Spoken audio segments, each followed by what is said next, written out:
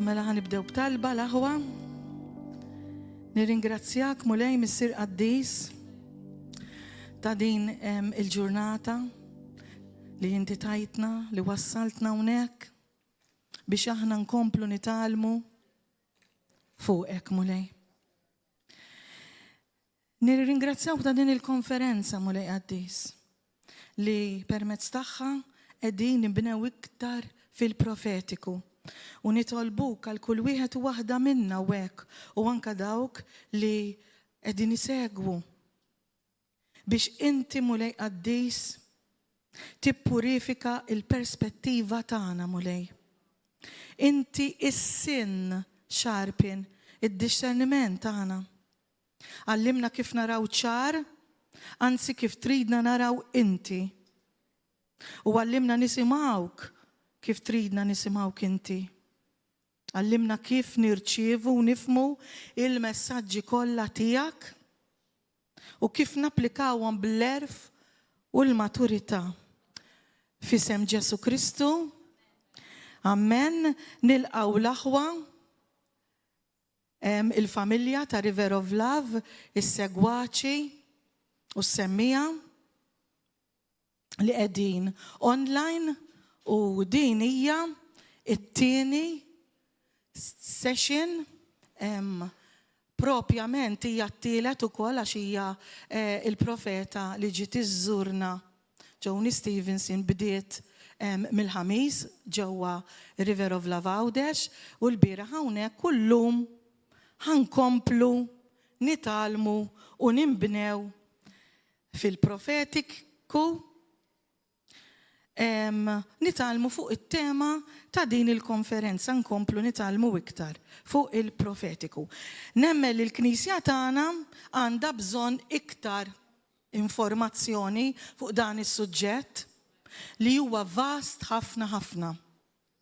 U nemmen ukoll li bħalma smajt xi profesiji li fis-sena 2027 jiġifieri s-sena d-dieħla ħajqum iktar l-awakening tal-Prophetic, ħajqum iktar il-profetiku. Ta' dan is-suġġett li ma nemminx li huwa b'kombinazzjoni li din hija l-ewwel konferenza fuq il-profetiku, jien ma nemminx li hija b'kombinazzjoni, jiena nemmen li s-sitt xhur li baqgħna qabel nidħlu fl-2027 irridu nitħarġu iktar, nitalmu iktar u nidħlu iktar il-ġewwa fil-font fuq dan is-suġġett. Mela grazzi mulej għatanna ċans ma nitilfuħx l-aħwa. Dak kollu li għandu x'jaqsam mal-profetiku. Illum xtaqt nibda. Ngħid xi ħaġa fuq il-profeti. Il-profeti mhumiex kollha l-istess. U ħanitkellem fuq 9 tipi ta' profeti. Mela ħanitkellem fuq 9 tipi ta' profeti. Il-profeti kif għadna mhumiex kollha l-istess u joperaw differenti imma kollha jissejħu profeti, però joperaw differenti. Mela l-ewwel tip ta' profeta li ħanitkellmu fuqu huwa il-born prophet, dak li huwa imwieled profeta.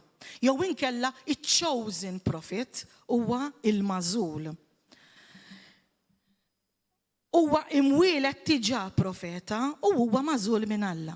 U f'kull profeta li jiena ħaniftaħ fuq daw id-9 li jien ħaniftaħ fuqu ukoll ħanajdilkom l-iskrittura. Sewwa għax mingħajr l-iskrittura għaw fuq ħadd ma jgħallem għax l-iskrittura, il-kelma talla li hija Ġesu innifsu huwa kollox u anke għalikom biex intom tkunu tistgħu tifhmu iktar u mbagħad itfittxuha id-dar. Mela ħanibdew bl-iskrittura ta' Ġeremija. Ġeremija 1:5 jgħidlek ċaru tont li Ġeremija kien imwieled profeta. L-iskrittura tgħidilna Qabel ma sawwartek fil-ġuf, jiena araftek. Qabel ma ħriġt minn ħdan ommok, jien ikkonsagrajtek. Jiena għedtek profeta fuq il-ġnus. Mela hawnhekk Alla qed juri li ma ddeċidix wara li twieled il-Ġeremija, jew meta kellu żmien biex jappontaħ profeta, imma għarfu għażlu minn qabel. Hemmhekk naraw ukoll f'Mattew 22, 14, jgħidilna ħafna huma l-imsejħin imma ftit huma il-magħżulin. Mela hawnhekk qed naraw li Ġeremija kien profeta mitwelid. Mela, it-tieni profeta li niftħu fuqu. Dan jgħidulu Jare Prophet. Dan huwa profeta tal-profeti. Prophet of the prophets. Mela hawnhekk naraw fil-ktieb ta' numri 12-8 qed jurina li Mosè huwa differenti. Meta kienu ħadu għalihom ħutu Mirjam u Aron, Alla niżelu għalilhom anzi ċanfarhom. U għalilhom hekk fil-ktieb ta' numri 12-8, allura jekk xi ħadd minnkom ikun profeta, jiena l-mulej nidirlu Vizjonijiet u nkellmu fil-Holm, imma mhux hekk mal-qaddej tiegħi Mosè, jien inkellmu wiċċ imbiċċ għax jiena fdajtlu l-dari. Ma nkellmux biex bijat, imma bid-der u s-sura tiegħi. Mosè jara s-sura tal-mulej u ċanfarhom u jgħidlek li l-mulej xel bil-qilla lihom u qallhom kif ma bżajtux titkellmu kontra Mosè il-qaddej u l-profeta tiegħi. Għamlu nota, ma qallux il-profeta il-qaddej. Mela, hemmhekk qed naraw li wieħed mix-xogħol tal-profeta huwa l-qaddej tal-mulej. Jare Prophet ifisser il-profeta ta' onur ukoll il-kelma fearful. Mosè kien profeta tal-profeti, meta Mosè qallu lill-Alla jiena ma nafx nitkellem intemtem. U qallu ħu miegħek il-ħuk Aron u jitkellem u flokok. Mela hawnhekk qed naraw li fil-waqt li Mosè huwa l-profeta tal-Alla, Aron ġi il-profeta ta' Mosè. Mela biex nifmu għax il-Malti mill-Ingliż ikun naqra differenti, morru Salm ta' David 139-13-14, meta hawnhekk jgħidilna jaret fisser fearful bil-Malti qiegħda b'mod tal-aġeb, mhux fearful xi ħaġa tal-biża', tal-aġeb, għax jgħid għax int sawwart il-ġewwini tiegħi f'ġuf ommi, int nissiġtni b'mod tal-aġeb għamiltni tal-aġeb huma hemmhekk l-emejjel tiegħek. Hemmhekk bl-Ingliż tgħid fearfully, wonderfully made. Għalhekk mela hawnhekk Mosè kien profeta li jissejjaħ Jare. U qiegħed jistenna l-ħin, mela barra li hu profeta Jare, qiegħed jistenna l-ħin, it-timing, il-ħin opportun talla biex jibatu u jidħol f'dak ix-xogħol li kellu lest għalih. Kellu jikber u kien qiegħed jistenna, kien qiegħed profeta li jistenna t-timing, il-ħin opportun li Alla jibatu bħalma nafu li batu biex jeħles il-poplu tiegħu minn taħt idejn il-Farun, biex jeħilsu mill-Eġittu. Sewwa? It-tielet tip ta' profeta dan jissejjaħ the called prophet, il-profeta li msejjaħ. Dat tip ta' profeta ma kienx imwieled fl-uffiċċju, imma kien imsejjaħ għall-uffiċċju. U b'eżempju wkoll mill-kelma talla nieħdu mill-ktieb ta' Amos. Amos 7 kapitlu 14 fejn jgħid Amos, jien minix profeta, anqas bin profeta, jien biss raj li niżbor il-ġummajs. Iżda l-mulej qabadni minn wara l-merħla. U l-mulej qalli, mur ħabbar, go and prophesy. Lil-poplu tiegħi Iżrael. Mela qed naraw hawnhekk li lil Amos sejjaħlu. F'Efesin Pawlu jgħid 4:11 huwa dak li ta' lil xi wħud li jkunu apostli, profeti, xi wħud evanġelisti rajjaw mal-min.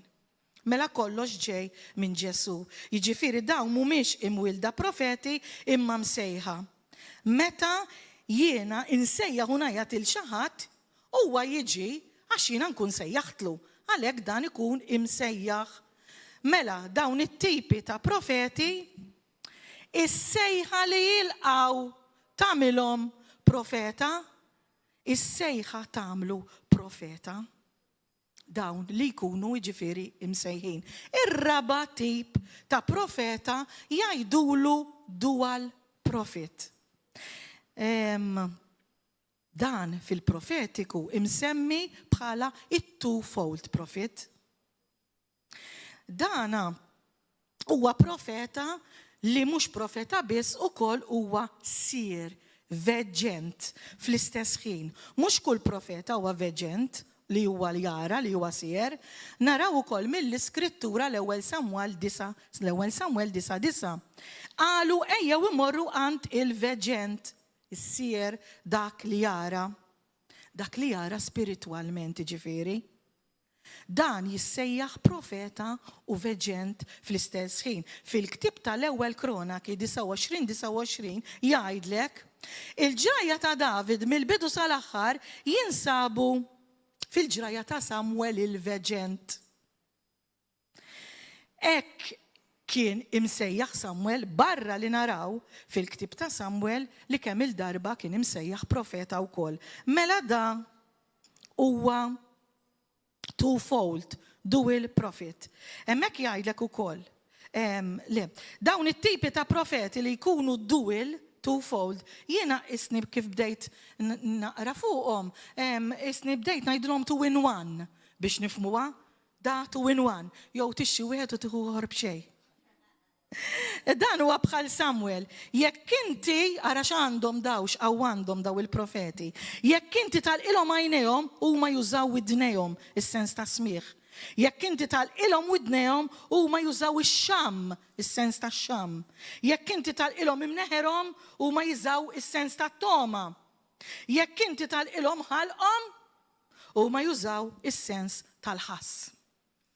Daqshekk huwa b'saħħtu dan il-don ta' nies li qegħdin insejħulhom dual, twofold, two in one.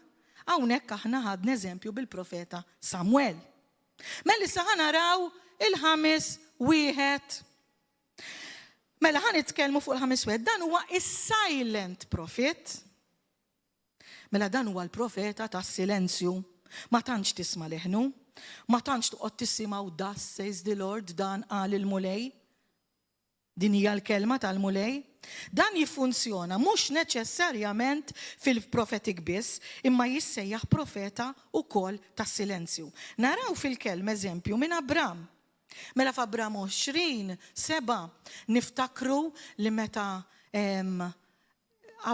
Abram kellu l-mara, niftakru dik l-istorja u Alla meta daħlu ġo pajjiż u kien hemm ir-re, peress li kienet mara sabiħa, kien Alla tgħidx li inti l-mara tiegħi ma jmurx joqtlu jew jiġi fl-inkwit, imma jgħid li inti oħti.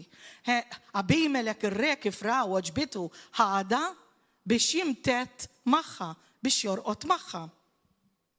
Imma il-mulej ħollhom il-Abimelek. Il-mulej derlu f'ħolma ta' billej u qallu: issa mela, rott lura l-mara lil dan ir-raġel, għaxu profeta u hu jista' jitlob għalik u inti tgħix. Mela hekk naraw li Abram huwa profeta tas-silenzju u li kieku ma smajniex f'Ġenesi din l-iskrittura, ma smajniex li l-Alla jħolmu b'ħolma lill-Abimelek u jgħidlu tieħi l-mara lura ġdan huwa profeta, ma konniex nafu kieku li Abram kien profeta. Xorta huwa msejjaħ fl-uffiċċju ta' profeti, imma qatt ma taraħ jew tisimgħu jipprofetizza. Dawn ikunu qegħdin jiffunzjonaw aktar, pereżempju, ikunu profeta ta' silenzju fil-fejqan, fil-interpretazzjoni tal-lingwi, fil-kelma tal-erf, fil-word of wisdom, word of knowledge.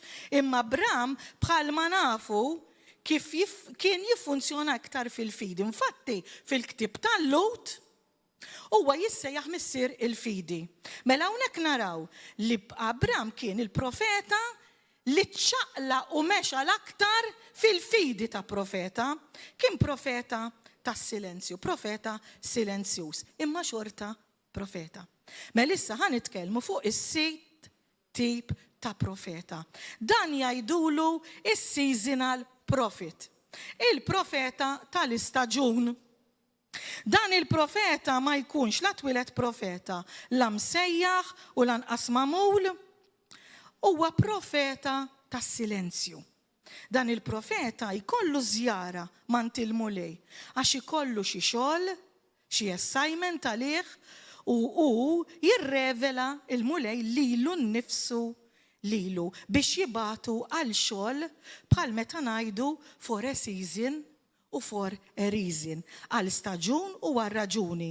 Jiġifieri il-mulej għandu bżonn għal dak l-istaġun, għal dik ir-raġuni, isa meta tinżel sħaba fuqek u wara li l-mulej jużak għal dik ir-raġuni u għal dak l-istaġun, dik l-isħaba titlaq. Dan huwa is-seasonal prophet. Mela, ħanajdu fuq l-iskrittura eżempju, huwa Ġona. Ġona. X'għamel Ġona?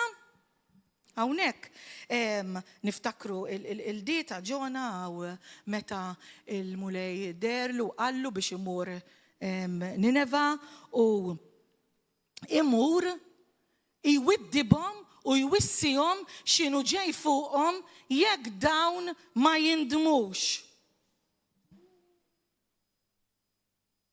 Hemmhekk naraw il-qudiem u nifhmu li hemm profezziji li meta inti issum u titlob jew inkella tinġabar mal-leaders tal-Knisja u titlob hemmhekk tista' itwaqqaf jew itnaqqas minn dak li jkun ħajamel il-ġudizzju l-mulej. Dak li jkun ħajamel il-mulej. U hawnhekk hekk ġara fil-ktib ta' Ġona. Meta mar u tom il-profezija x'se jagħmel il-mulej f'dak il-pajjiż għax kien hemm ħafna ħażen, meta huma nidmu, meta huma talbu u meta huma samu, il-mulej reġġa' idu lura u ħafrilhom. Hawnhekk qed naraw ukoll il-profeta Ġona ħalih. Għaliex il-mulej batu biex jammonihom u jgħidilhom u ħafrilhom.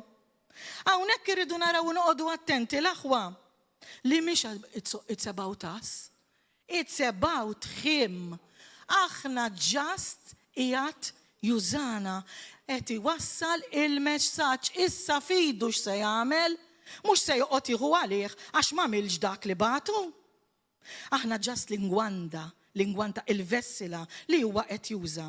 Huwa batek tgħidilhom u inti għamel dak li qabdek, imma li jekk huma ma jindmux ġej il-ġudizzju, imma mbagħad meta huma nidmu u ħafrilhom. Mela hawnhekk qed naraw il-profeta Ġona huwa is-seasonal prophet. Aw profeti li jinżel bħalma għadna for a reason u for a season. Għal staġun, għal raġuni tinżel dik l-isħaba fuqek, il-mulej għandu bżonnok, qabdek tmur tagħmel dak ix-xogħol u mbagħad ittir minn fuqek. Noqogħdu attenti ma noħduwix personali bħalma ħada Ġona, għax aħna nafu li mhux aħna imma hu. Mela, irridu il-messaġġier li ħajwassal il-kelma iva irid jagħmel il-parti tiegħu, irid li jqatta l-ħin mal-mulej, irid li jitgħallem jisimgħu, irid li jitgħallem, però hawnhekk qed naraw li huwa ħażin meta toħodha personali u tieħu offiża. Inti ġast mur twettaq ix-xogħol li bagħtek tagħmel. Mela hawnhekk qed naraw li Ġona kien il-profeta tal-istaġun. Żaru il-mulej, irrevela lilu nnifsu lilu, għallu x'għandu jagħmel dik ir-raġuni u f'dak l-istaġun. Allura dan huwa l-profeta tal-istaġun. Mela wasanna għas-7 profeta.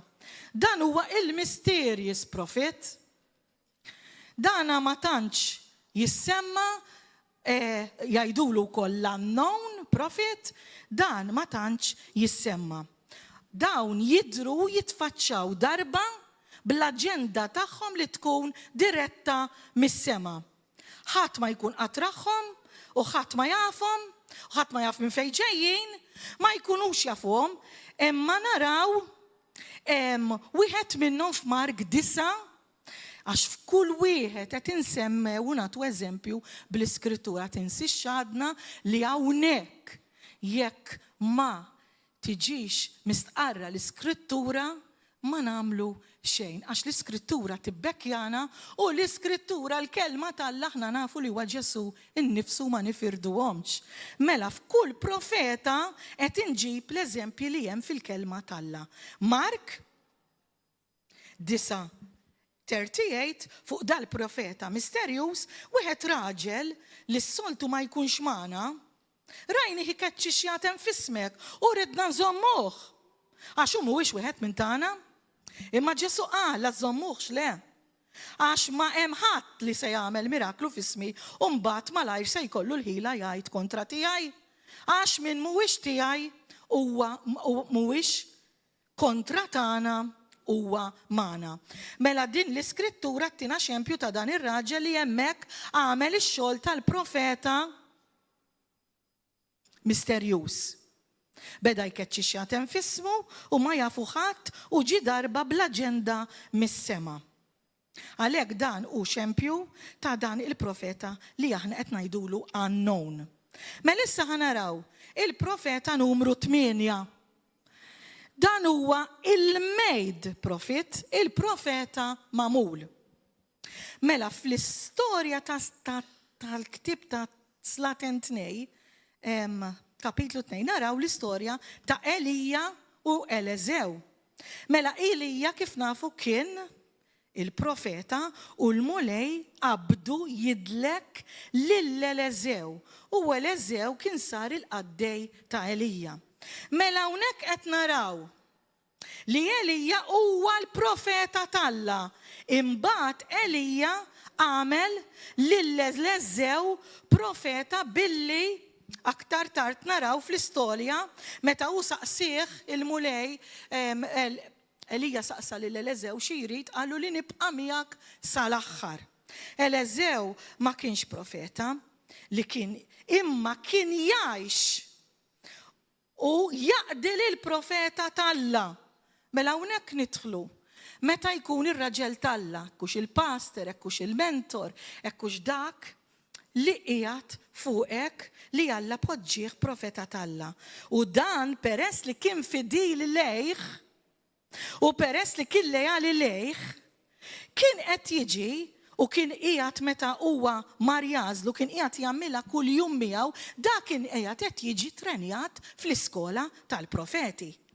Biex nifhmu sew, Elija kien li jagħmel il-mirakli, Elezew kien ikun miegħu u jara u jitgħallem kollox minnu. Mela kemm hu sew li tkun fidil u lejali lej dak u sottomess dak ta' fuqek għax il-mantel tiegħu, id-dilka tiegħu tinżel fuqek. Ma dan speċjalment il-profeta magħmul. Meta l-mulej ġibet uħal l-Elija, għax Elija ma mitx ġi l-karu tan-naru żiemel bħalma nafu fl-istorja tan-naru tellaw, Elezew kien qallu li jixtieq jibqa' miegħu sal-aħħar u hekk ġara. Għax hu tiela niżel il-mantar minn fuq Elija u ġi u tpoġġa fuq Elezew. U Elezew irċieva d-dilka ta' Elija.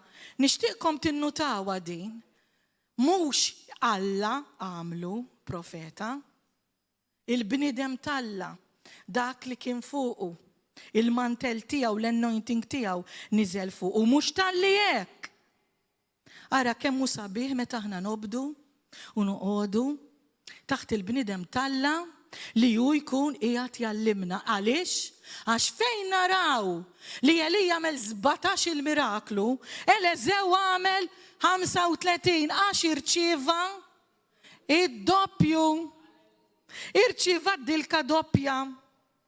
Hemmhekk mela qegħdin naraw li Eliżew għamlu profet Elija mhux Alla. Infatti fil-ktib ta' Tieni Slaten, kapitlu 3 vers 11, jgħidulek li ma kinux jafu lil Eliżew bħala profeta, kienu jafu lil Eliżew bħala il-qaddej tal-profeta, imma bħala qaddej. Mela nifmu din ukoll, dan kien il-qaddej tal-profeta u ħal-menter ta' Elija. Fuq dal-istess suġġett fil-ktib ta' Numri 17 naraw biex niftemu sew għax nisimgħu ħafna ħmerijiet li jkunu jridu joqogħdu weħedhom u jitilqu lem u li jitilqu law, ikunu vagabondi ara x'jgħidlek. Il-ktib ta' Numri 17 naraw biex niftemu sew, biex nifhmuha sew din li Alla qal lil Mosè. Ħanieħu mill-porzjon tiegħek. Ma kellux Alla spiritu jospiċċalu. Tiftakru meta Ġetro qallu għandek ħafna xogħol, għajjem leaders, ipponta leaders, meta appuntom għallux ħanimlihom bl-ispirtu tiegħi bħalma mlejt lilek. Le. Ħanieħu mill-ispirtu tiegħek u nitfgħu f'dak is-70 elder. Għaliex? Hemmhekk qed jurina ċar. Tonaraw tkun leali f'dak il-mentor, il-pastor, l-apostlu ta' fuqek. Għax id-dimet inti tiġi profeta mamur, id-dilka tiegħu ħadd inżel fuqek. Qed jgħidlek ċar mhux sejtik minn tiegħu. Minn tiegħu għax m'għandux? Le, għax Alla tanu Alla tal-ordni. Irridna nżommu l-ordni. Għalhekk Alla 1, 2, 3, 4, bnidem talla u bnidem jgħix fil-qudusija ma jmurx 1 u niġri 5 u mbagħad 10 u mbagħad 20 għax nerġa' neqa' below 1, anzi 0. Mela. Barra minn hekk. Fil-ewwel Korintin 14:32 hemm miktub imma tista' tkun ċara iktar minn din. Ħara x'jgħidek. L-ispirti tal-profeti, daw li qed jilħqu profeti, iridu jkunu taħt il-ħakma tal-profeta għax Alla mhuwiex Alla tad-diżordni, iżda Alla tal-ordni taslim. Mela, ħanerġa' nirrepeti din l-iskrittura u nixtieqna li kollha naqrawha weħedna. L-ispirti tal-profeti, iġifieri il-profeti magħmula, irridu jkunu taħt il-ħakma. Ħanoqgħod taħt il-ħakma tal-pastor, ħanoqgħod taħt mhux dik qed ifisser. Toqgħod taħt l-awtorità għax Alla qed jgħidlek Alla huwa Alla tal-ordni. Ma tistax ma jkollokx awtorità jekk inti tittgħix fl-ordni. L-ordni tinsab kullum kien f'uffiċċju fi skola, kullum kien. Kif jista' l-bniedem jagħmel li jrid? Hawnhekk qed jgħidlek ħadd idbierek jekk inti tgħix l-ordni. Daw il-profeti l-magħmula jridu jkunu taħt il-ħakma tal-profeta ta' fuqhom. Għax Alla vera li tinstema kera il-ħakma imma nifmuha bil-lingwaġġ tal-Alla. Alla mhuwiex Alla tad-diżordni imma Alla taslim. Innutaw li mhux il-profeti jridu joqogħdu taħt il-ħakma tal-Alla, mhux għax aħna noħdu wix ħażin, qed tgħidilna ma noqogħdux taħt Alla u żgur l-ewwel qabel kollox. Imma peress li Alla għamel l-ordnijiet, imma aħna rridu noqogħdu taħt il-profeta li Alla poġġiena taħtu. Bħalma Eliżew poġġih taħt Elija. Bħalma dawk l-elders poġġihom taħt Mosè. Għalhekk huwa spirit of a prophet, mhux spirit of God, daw kellhom spirit of a prophet. Il-profeti għandhom l-ispirtu tal-profeta, dak li jagħmilhom profeta, dak li jagħmilhom profeta magħmula. Issa jekk inti xi ħadd li ma twilidx profeta jew inti msejjaħ, trid bil-fors tkun taħt spirtu, taħt il-mantal ta' profeta. U meta l-mulej ikun se jieħdu jew jiġbru d-dar il-dak il-profeta, jew jiddeċiedi li jagħmlek profeta, jieħu mill-ispirtu tiegħu, mill-ispirtu tal-profeta. Il-mentor ta' dak ta' fuqek, jitfaw fuqek. Alla kif għadna, ma jieħux mill-ispirtu tiegħu, imma mill-ispirtu ta' dak ta' fuqek u jiddepositaħ ġewwa l-ispirtu tiegħek. Aħna hawnhekk fid-dinja għadna l-aħwa għandna bżonn ħafna l-ispirtu tal-profezija u tal-profeta ta' fuqna, l-anointing, il-mantel. F'din id-dinja għandna x'nambuh, ma għandniex nambuh la mmorru la l-mulej jiġborna il-mantal u dal-anointing. Hawnhekk għandna f'din id-dinja fl-ar tal-ħajjin għandna bżonnu. Mela allura aħna niġu magħmula profeti mill-mantal u minn dak il-profeta ta' fuqna. U niġu made prophet, profeti magħmula.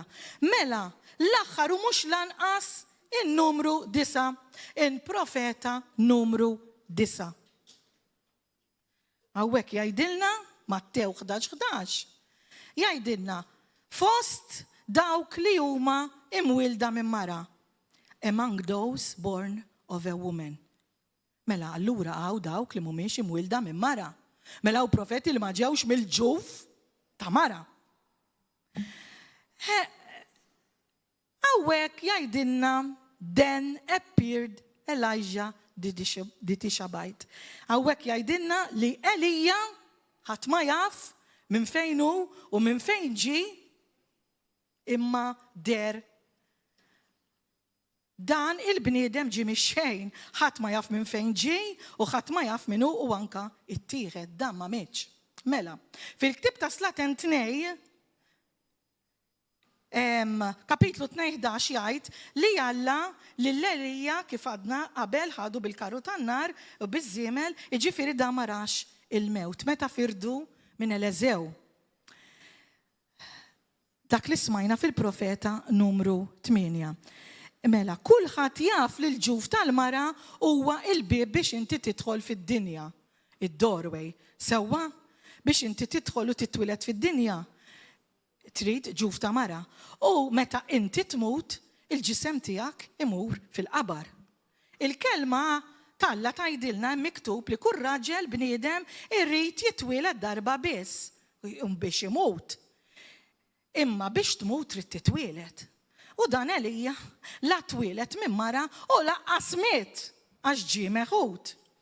Mela, Ġesu fil-Ktieb ta' Luqa qed isemmi l-istorja ta' Ġwanni fejn qal lill-anġlu li kellem il-Zakkarija lil missieru, l-missier Ġwanni l-Battista, u qal li jibnu ħajkun mimli bl-Ispirtu Santu mill-ġuf tommu.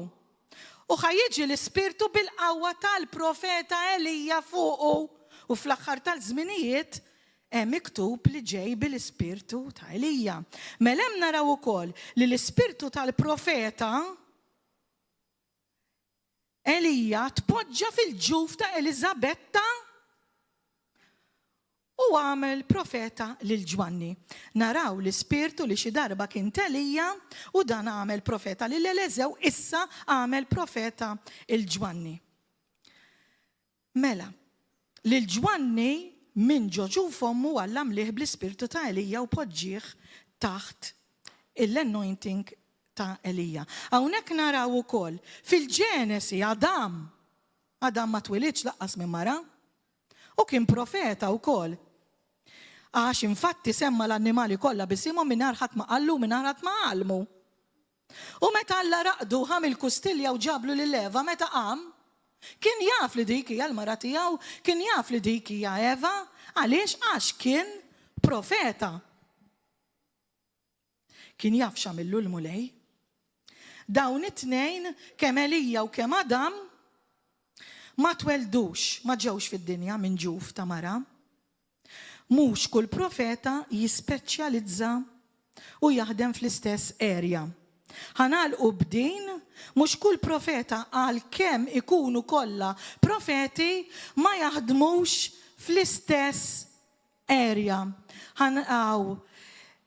niftakru li l-azzjoni tista' tkun l-istess, imma jiffunzjonaw differenti. Bħal meta ngħidu il-Ġeremija ordnaħ għan-nazzjon ta' Iżrael, fil-waqt li l-Eżekjel ordnaħ għad-dar ta' Iżrael, mela kull profeta jrid iżomm l-ordni. Ma jistax Ġeremija jirfes il-kallu ta' Eżekjel, kulħadd irid imur fuq xogħlu għax inkella x-xogħol talla inġibuh kajos. Inġibuh ħażin, mela. Hekk rajna l-aħwa fuq tipi ta' profeti biex anka minn forsi qed jara u jifhem xi affarijiet qed iżomm kollox għalih għax jgħid imma jiena x'jien nara, x'jiena jew jistħi jiftaħ hemmhekk ikun qiegħed jista' iktar jifhem li hawn ħafna tipi ta' profeti u forsi jkun qed jopera f'wieħed minnhom biex dejjem nitgħallmu. Mela ħanaraw issa Malakija 3:6 jgħidilna jiena l-mulej li ma nitbiddilx. Għax insibu ħafna rrif jgħidulek il-ħolm u l-viżjonijiet li ħaniftħu issa naqra fuqhom huma tat-Testament il-qadim. Alla u Alla li ma jitbiddilx. Kien għadu jibqa' l-istess. Mela, Fatti 2 jgħidilna li fl-aħħar ta' żminijiet ħajitfa' l-Ispirtu tiegħu fuq l-ulied subin u bniet jaraw viżjonijiet, ix-xjuħ jħolmu ħolmiet u l-irġiel u n-nisa iħabbru. Mela f'din li hija mind mi Atti tal-Apostli, Testament il-ġdid, hawnhekk qed jitkellem fuq 3 affarijiet f'dan il-kapitlu, f'dan il-vers. L-iktar forma għolja hija il-ħolm. L-iktar forma għolja fil-sier, fil-veġen, dak li jara, huwa il-viżjonijiet. U mbagħad hemm il-profezziji. Mela, fil-ktib ta' Ġob 33 jgħidlek li il-mulej jidħol fil-ħolm fid-deritt ta' billej meta jaqa' n-nas fuq il-bniedem li jkun rieqed fuq friexu u jħabbarlu it-twiddib. Il-kelma qiegħda ibeżżagħhom imma għaliex biex idawwar il-bniedem mit-triqat tal-ħażen tiegħu. U jħarsu mill-gburija, jħarislu ħajtu mill-mewt u mill-qabar.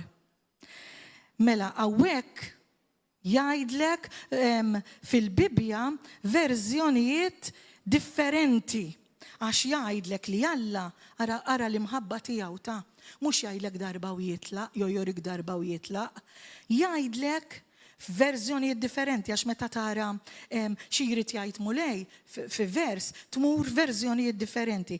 Jgħidlek li hu jitkellem once, twice, għal darba, darbtej, jitkellem u jerġa' jitkellem again and again, jitkellem b'mod jew ieħor one way or another. Imma x'jikompli jgħidlek l-Iskrittura? Imma ħadd ma ta' każ. No one notice. Perceive it not. No one pays attention. Jgħidlek ħadd ma ta' attenzjoni. Ma rfuħx il-leħen Alla. Mela fuq hekk nitkellmu fuq il-ħolm u jgħidlek ukoll li jiftħilhom widnejhom. Whisper in their ears. He opened the ears of men. Għaliex? To seals instructions biex jitina l-istruzzjonijiet u id-dibna.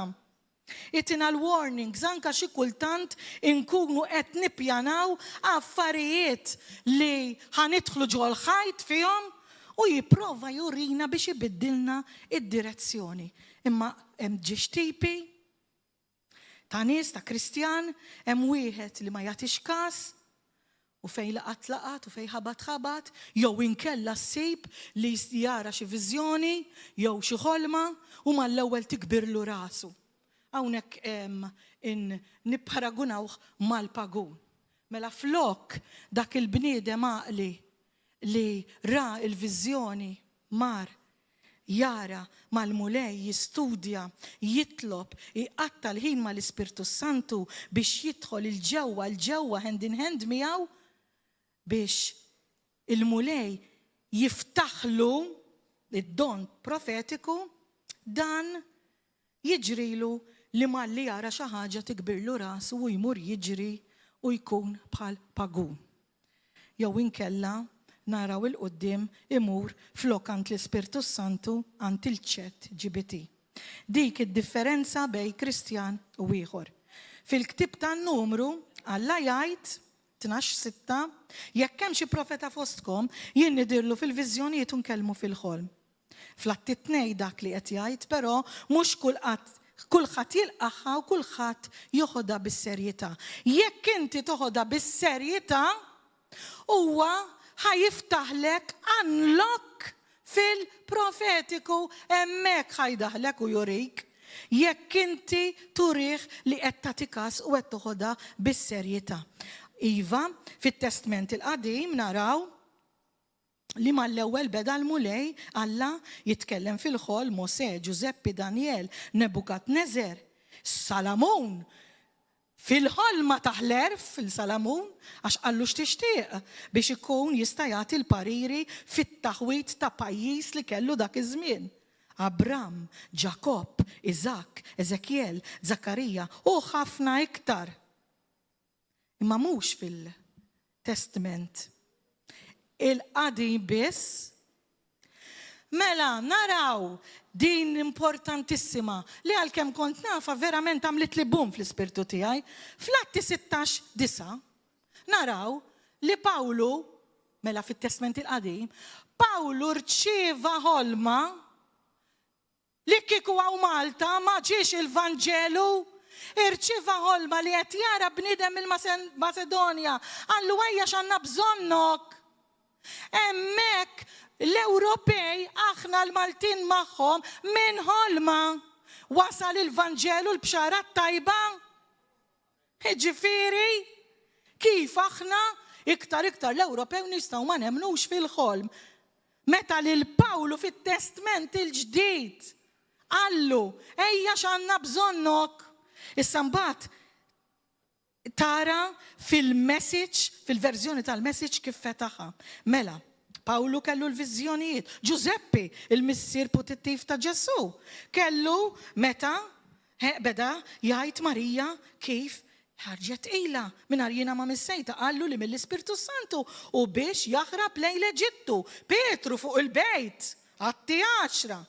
Pawlu minn fejn ikkonverta, minn viżjoni, waqgħu minn fuq iż-żiemel, waqgħu minn fuq il-gburija tiegħu li kellu, waqgħu minn fuq ir-reliġjoni billi kien Fariżew jaf il-liġi bl-amment. Waqgħu u mħadu mexxieħa l-Antananajas u ikkonverta. U Fatti 16 beda il-missjoni, beda jiddereġih għal-missjoni tiegħu. Ġwanni fl-eżilju fl-island ta' Patmos u kiteb Revelazzjoni il-ktib tal-Apokalissi. Mela Alla kien għadu u jibqa' ikellem il-poplu tiegħu fil-ħolm. Mela jgħan nieħduh bis-serjetà il-messaġġi ma ntalla fil-ħolm u fil-viżjonijiet għax dak huwa l-lingwaġġ tiegħu, il-lingwaġġ talla. Ħolma profetika mhux ta' min ma jagħtix kasa u iva mhux ħolma b'daqshekk u noħdu għalajtli. Il-ħolm huwa il-lingwaġġ tar-relm tal-Ispirtu. Ma nippretendux li ħanaraw xi siġra taqbad, jew xi sarijetta, jew inkella l-mulej jkellimna bir-rat. Imma jaħassa qed jibatilna il-messaġġ qed ikellimna b'modi differenti. Bħalma jgħidilna anka Ġob 33 jgħidilna li bħalma rajna jtina l-istruzzjonijiet. Mela aħna kull wieħed u waħda minna meta noħolmu inqumu bl-istruzzjonijiet. Mhux iħallina bidejna vojta. Imma x'jagħmel ix-xitan?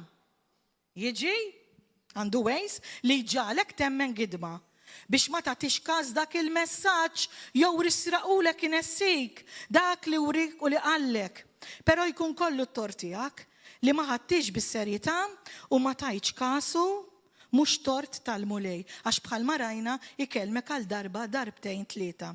Ir-rejiet qabel kemm kienu jieħdu bis-serjetà il-ħolm u l-viżjonijiet u jibatu għal min jista' jinterpretom u kemm kienu jħallsu flus, saħansitra kienu joqtlu biex huma jifmu il-ħolma għax jafu li hemmhekk hemm il-gwida tal-Alla u anke hemm il-way of escape mill-ħażen minn dak li jkunu qegħdin fih. Hemmhekk jgħidlek kienu imorru di extra mile, imorru over. Laqas kienu jorqdu bil-biża' jekk joħolmu l-bieraħ jew l-bieraħ tlula qabel ikollhom l-interpretu kienu jkunu imwerwiri. Meta aħna naraw ħolma jew viżjoni ma nużawx il-loġiku ta' moħħna jew our own understanding. L-affarijiet spiritwali ma niddexxernuhomx bil-moħħ. Għax inkella nkunu kull imkien u ma nkunu imkien fl-istess ħin. Hemm qawl jgħid li nkella jekk int ma tagħtix kasom, itmut bħal tiġiġa da qawl ġo l-Afrika. It-tiġiġa x'tagħmel kif tmut? Idduru taqgħod kull imkien mingħajr direzzjoni, mingħajr ma tagħmel u twettaq dak li ikollha twettaq f'ħajjitha. Jekk intgħadek fl-art kif għadna għandna bżonn il-ħolm u l-viżjonijiet. Meta ikun ta' periklu Alla jtuk warning, speċjalment ukoll fuq relazzjonijiet. Fuq relazzjonijiet ġieli peress li aħna nkunu forsi rridu lil dak jew rridu lil dik nimxu fil-ġisem u le ta' mhux minn Alla. Le hija jew minn moħħi jew mix-xitan, ma l-mulej ikun qiegħed jurik u jafżak, jwidbek u inti ma tagħtix każ u mbagħad issib ruħek fejn mhux suppost qiegħda. Għax ma smajniex minnu.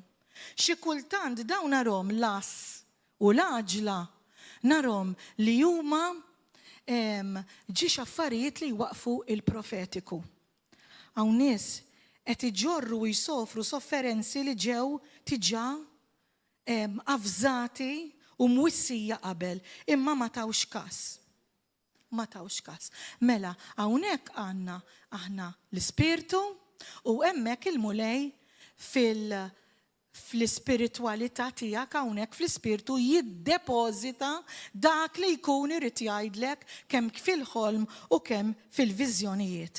U mbagħad minn hemm l-ispirtu tiegħek stess jitellaw ġo moħħok biex inti tiftakru, iġorru, l-ispirtu tiegħek iġorru għaliex jiena ninsih il-ħolm hawn min isaqsi.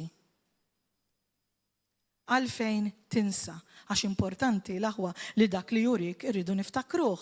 Hemm żewġ affarijiet il-għala ninsew il-ħolm, waħda minnhom għax ikollok spirtu dajjef li ma jġorrux minn hawn għal hawn, ma jittrasportax.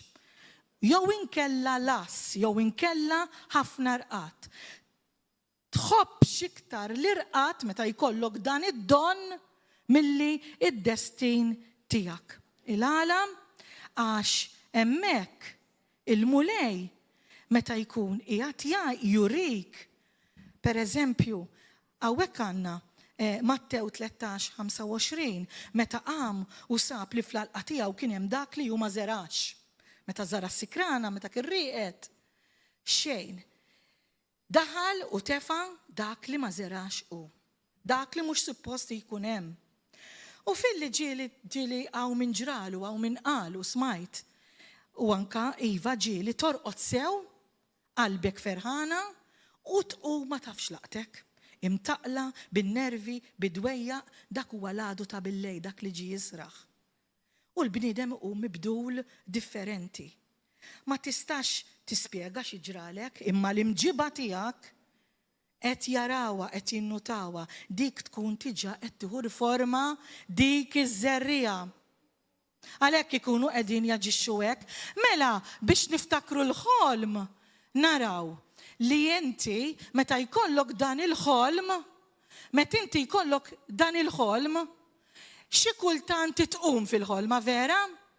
Hemmhekk ma nippruvawx nerġgħu mmorru norqdu. Ikun qed iqajmek u ngħidulu intervall. ikun qed iqajmek hu għaliex.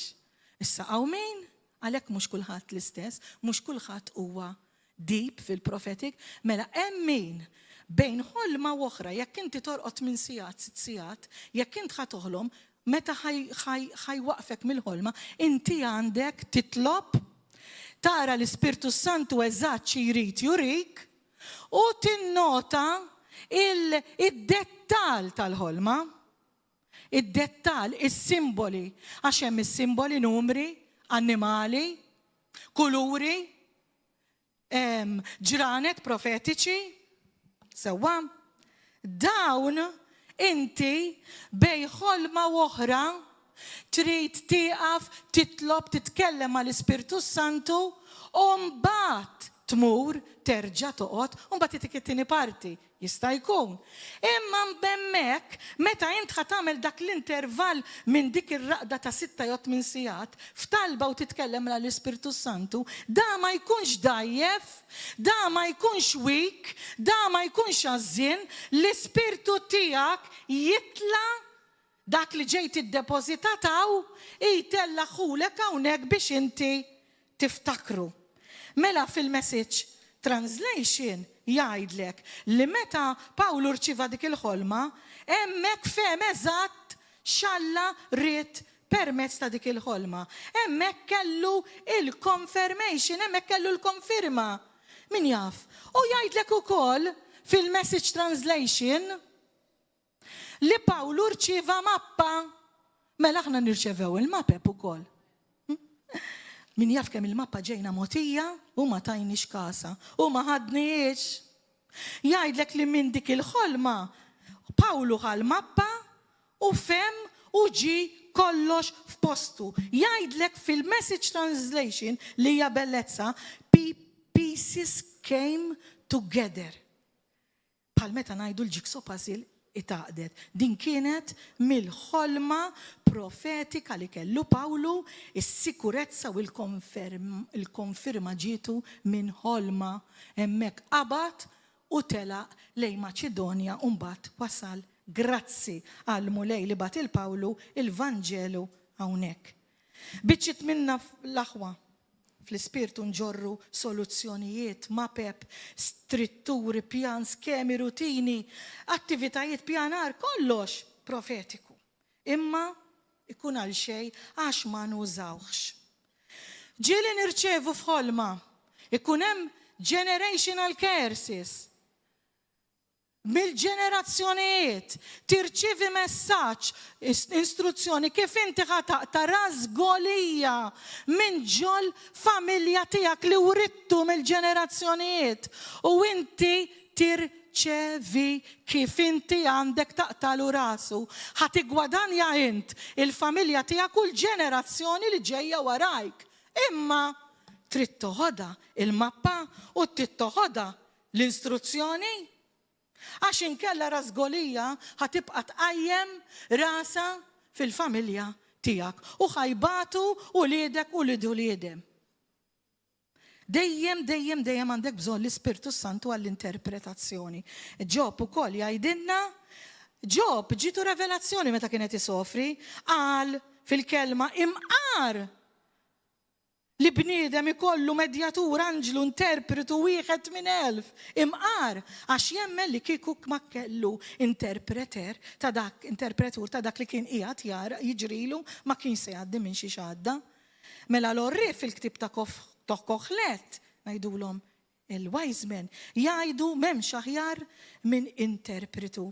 Fittixt interpretu bil-verżjonijiet differenza. Għax aħna nirċevu revelazzjonijiet u mbagħad ukoll l-interpretazzjonijiet dawn qegħdin meta il-pastors u l-apostlu forsi jkun irid jiftaħ iktar għax maħniex selleħqu hemmhekk niftħu fuq il-viżjonijiet li huma ir-revelazzjoni, l-interpretazzjoni u l-applikazzjoni. X'se nagħmel biha? Mela hawnhekk ħanispiċċaw b'din, waħdek trid itfittex kemm bejn ħolma u oħra, kemm meta tara l-viżjonijiet, kemm meta toħlom, għatta ħin waħdek mal-mulej. Għax meta jiena għattilkom l-aġla u l-as huma żewġ affarijiet kontra l-profetiku huwa li aħna mdorrin anke kirridu pizza llum inċemplu l-bolt u tiġik wara ftit. Allura viżjoni u ħolma flok immorru kif għadna għand l-Ispirtu Santu waħdek tistennih ikellmek mhux immorru nibbombardjaw bum u nitilqu imma nistennewh inkunu weħedna miegħu xrittajt Spiritu Santu naraw id-dettalji tal-ħolma kif għatna s-simboli, nitalmu nisimawh, nħaffru fil-font, nitolbu, infittxu mal-Ispirtu Santu. Ma nistawx, peress li l-ħajja hija maġla, mela kelli ħolma, qomt u dħalt niġri kif għadna ChatGPT jew YouTube jew l-emmulaw biex naraw u biex nieħdu l-ispjegazzjoni. Dana mhuwiex tajjeb, dan huwa perikolus, u perikolus ukoll nispiċċa bdi meta tajt il-mulej qalli. Il-mulej qalli u hu jgħidlek woe to him. Ħażin għalih jgħidlek. Dak li jgħid li jien tkellimt u għadt u dert u għad viżjoni u jien ma nkunx tkellimt. Dik hija perikoluża, dik hija tal-biża. U hemmhekk għadna naqra fuq id-9 tipi ta' profeti, fuq xi ħaġa fuq il-ħolm, imbagħad peress li dan is-suġġett huwa vast ħafna, xtaqt ukoll ngħid fuq it-tliet sorsi tal-ħolm għax l-Apostlu l-Pastor kien qal li għajda li hemm ħolm li jiġi mill-ġisem, ħolm li jiġi ħolm li jiġi minn Alla. Pastor, u sar il-ħin ma ngħidix din, ngħidha darba oħra? Mela, waqqafni inti, Pastor, għax il-ħin għadni deboli fih. Mela, mhux f'kull ħolma hija fija messaġġ profetiku. Ma noqogħdux nitilfu l-ħin, kull ħolma li naraw, irridu l-interpretazzjoni u noqogħdu nitilfu l-ħin, tittara fil-ħolma profetika jew le. Profetika hija spiritwali ġejja minn Alla. Hemm 3 sorsi. Dik li tiġi minn Alla li jiddepożita ħielek fl-ispirtu tiegħek. Alla jitkellem kif għadna mill-ħolm. Il-ħin. Issa irridu nitalmu li l-ħin tal-irqat mhux qiegħed biex nistriħu biss, qiegħed għall-messaġġi wkoll.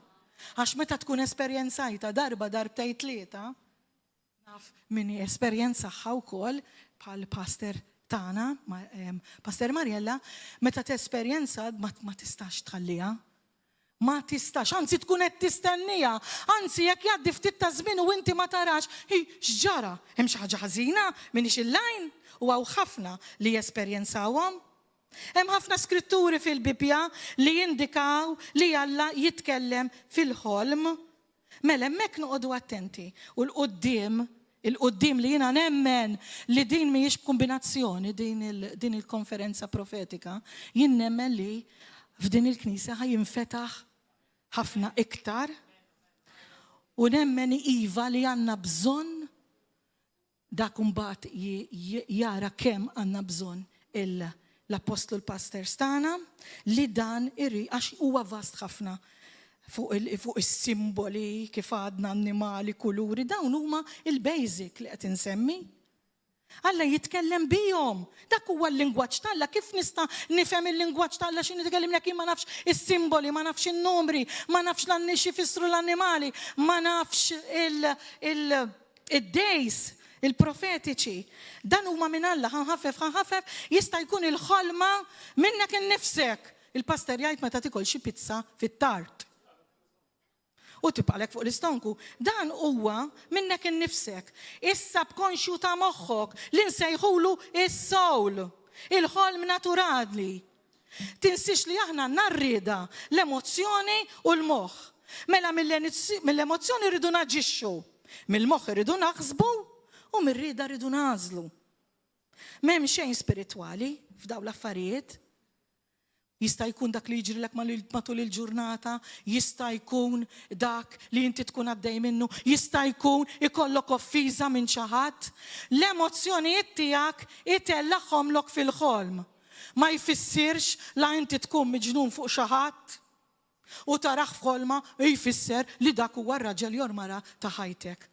Jekk inti f'moħħok il-ħin kollu da itpinġih u taħseb fih jew taħseb fiha. Allura da qed jurilek il-mulej għax ħajkun ir-raġel ta' ħajtek, jew l-emozzjonijiet imqanqlin tiegħek qed jitellaħħomlok fil-ħolm. Noqogħdu attenti għalhekk id-discerniment u l-erf. Mela ħanaġlu issa mhux se niftaħ forsi jkollna opportunità niftu l-ħuddiem il-ħolm tal-għadu. Dan huwa ħolm motivat mix-xewqat u d-desiderji tal-ġisem għax essaċ l-għadu fuq il-bniedem talla u fuq il-bniedem li tgħix fil-qdusija m'għandux suppost aċċess li jidħol, imma aħna nafu li forsi niftħu xi xaq żgħir m'hemm bżonn ta' niftħulu l-bib kollu, xaq żgħir biżżejjed. Allura dan meta jara dak ix-xaq jidħol u jasal għandek ikollu aċċess għall-ispirtu tiegħek. Għalhekk insibu min ikollu inkontri demoniċi bil-lej, il-spiritual husband, spiritual wives, spiritual spouses, l-inkubus u s-sikkubus, dan u nightmares u ħolm ikraħ, dan jiġri meta inti tiftaħlu x'imkien.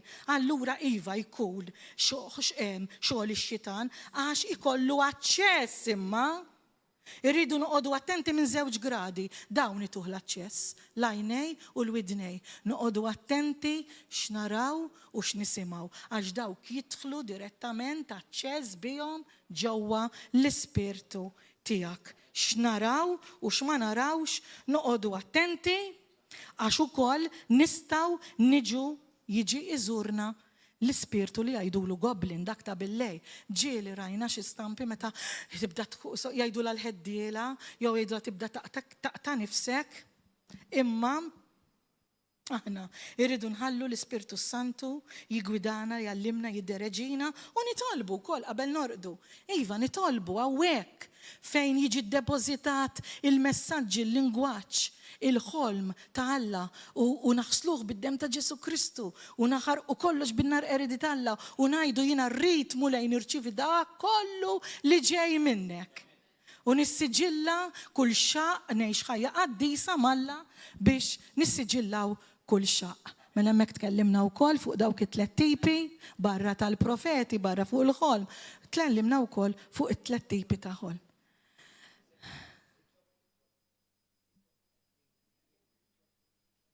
Mela, mulej missier qaddis nitolbuk biex inti dak li aħna smajna, dak li aħna tallimna, dak li smajna mill-profeta Joni Stevenson kemm il-ħamis, kemm il-ġimgħa, kemm il-lejla u kemm għada, dak kollu li għandu x'jaqsam kull kelma li ġiet mistqarra minn dan il-pulptu fuq il-profetiku, kemm is-segwaċi dawk li qed jisimgħu, kemm il-familja tar-roll, kemm dawk li forsi qatt ma fetħu raw il-Bibja, dawn huma kollha veritajiet u kollha speċjalment minn esperjenzahom jista' jgħid li vera. Allura mulej missier nirringrazzjawk, nitolbuk biex is-sin sharpen our discernment, is-sin id-discerniment tagħna tallimna biex nisimgħu kif nisimgħuk, tallimna dak li qed naraw ittina l-interpretazzjoni tiegħu u tallimna noħduha bis-serjetà. Mhux għax hija ħolma filgħodu nitilqu, vera li l-ħajja hija maġla, imma llimna u għamel li nċibu l-ewwel post il-ħin intimu miegħek, il-ħin weħedna miegħek biex nisimgħuk u nkellmuk imma nħalluk tkellimna għax hemmhekk jirrikjedi l-ħin. Inħalluk tkellimna u nisimgħuk u nobduk u dak li tkellmet il-profeta